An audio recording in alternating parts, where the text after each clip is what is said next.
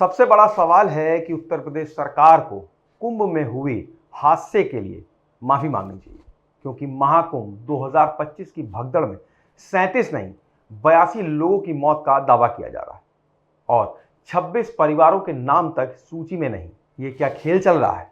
सच्चाई छिपाकर कितने दिन तक बचेगी सरकार? अब सवाल यह है कि सरकार ने आंकड़े को क्यों छुपाया। इस घोर नाइंसाफी की पूरी कहानी समझते हैं विस्तार से। बात है 29 जनवरी 2025 की, जब मौनी अमावस्या के मौके पर लाखों श्रद्धालु संगम में पवित्र स्नान करने के लिए पहुंचे थे। महाकुंभ का ये दिन सबसे खास होता है और भीड़ का आलम यह है कि कदम रखने की जगह नहीं थी। प्रशासन ने भीड़ को काबू करने के लिए पीपा पुल को शाही स्नान के लिए बंद कर दिया, जिससे संगम नोस पर दबाव बढ़ गया। रात करीब 1 बजे पोल नंबर 12 के पास एक बैरियर टूट गया और फिर जो हुआ वो किसी बुरे सपने से कम नहीं था। भीड़ बेकाबू हो गई, लोग एक दूसरे को रौंदते चले गए और इस भगदड़ में 200 से ज्यादा लोग कुचल गए। अब सरकार का दावा है कि इस हादसे में 37 लोगों की जान गई, लेकिन बीबीसी की एक पड़ताल ने इस आंकड़े को पूरी तरह से चुनौती दे दी। उनकी रिपोर्ट कहती है कि मरने वालों की संख्या 82 थी और इनमें से 26 ऐसे परिवार के लोग थे जिनके नाम सरकारी मृतक की सूची में शामिल ही नहीं किए गए। यानी इन परिवार ने अपना तो खोया, लेकिन सरकार ने उनकी मौत को मानने से ही इनकार कर दिया। ये कितनी शर्मनाक बात है। बीबीसी ने इस मामले की गहराई से जाकर जांच की। उनकी टीम ने 11 राज्यों के 50 जिलों में जाकर जानकारी जुटाई, पीड़ित परिवारों से बात करके पता चला कि 82 लोगों की मौत का दावा सिर्फ हवा में नहीं है, बल्कि इसके पीछे ठोस सबूत भी है।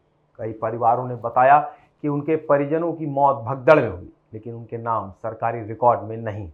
कुछ मामलों में तो पुलिस ने कथित तौर पर परिवारों पर दबाव डाला कि वो मौत का कारण बीमारी बताएं, न कि भगदड़, और बदले में उन्हें 5-5 लाख रुपए का मुआवजा नगद थमा दिया गया है। ये नगद मुआवजा भी अपने आप में एक बड़ा सवाल है। आखिर क्यों मुआवजा चेक या बैंक के खाते में नहीं बल्कि नगद दिया गया? क्या ये सबूत मिटाने की कोशिश थी? इस मामले में अब सियासी रंग ले लिया है। समाजवादी पार्टी के मुखिया अखिलेश यादव ने योगी सरकार पर तीखा हमला बोला है। उन्होंने कहा है कि सोशल मीडिया पर लिखा तथ्य बनाम सत्य 37 बनाम 82। उनका कहना है कि सत्य को कितना छिपाएंगे। अखिलेश ने 7 सवाल उठाए, जिनमें सबसे बड़ा सवाल ये था कि मुआवजा नगद में क्यों दिया गया।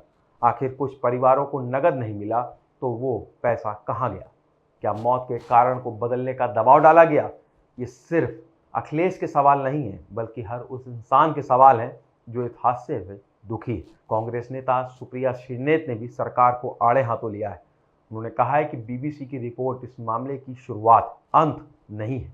कांग्रेस और सपा दोनों ने सरकार के आंकड़े छिपाने और सच दबाने का आरोप लगाया। अखिलेश ने तो इसे संगठित साजिश तक करार दे दिया। और सच कहें तो जब बात मौतों की हो और सरकार आंकड़ों का खेल खेले तो ये सवाल उठाना लाजमी है कि आखिर सरकार किसका भला कर रही है। सरकार ने न सिर्फ आंकड़े छिपाए बल्कि मुआवजे के नाम पर भी गड़बड़ की। 26 परिवारों के नाम मृतक सूची में ना होना, नगद मुआवजा देना और मौत के कारण कोई बीमारी बताने का दबाव, ये सब साफ बताता है कि सरकार सच दबाने की कोशिश में थी। इस मामले में अब इलाहाबाद हाईकोर्ट ने भी दखल दिया है। एक याचिका पर सुनवाई करते हुए हाईकोर्ट ने सरकार को फटकार लगाई है और मुआवजे के भुगतान पर विचार करने का निर्देश दिया। कोर्ट ने साफ कहा है कि सरकार नागरिकों की ट्रस्टी है और उसका कर्तव्य है कि पीड़ितों को न्याय मिले। कोर्ट ने अस्पतालों से मृतकों का पूरा ब्यौरा मांगा है और सरकार से पूछा है कि कितने दावे आए, कितनों को मुआवजा मिला और अभी कितने लंबित हैं। ये कदम उम्मीद जगाता है कि शायद अब सच सामने आएगा। ये मामला सिर्फ आंकड़ों का नहीं है, बल्कि इंसानियत, जवाबदेही और सरकार के राजधर्म का है। अगर 82 लोग मरे और सरकार 37 ही मान रही है तो बाकी 45 लोगों का क्या?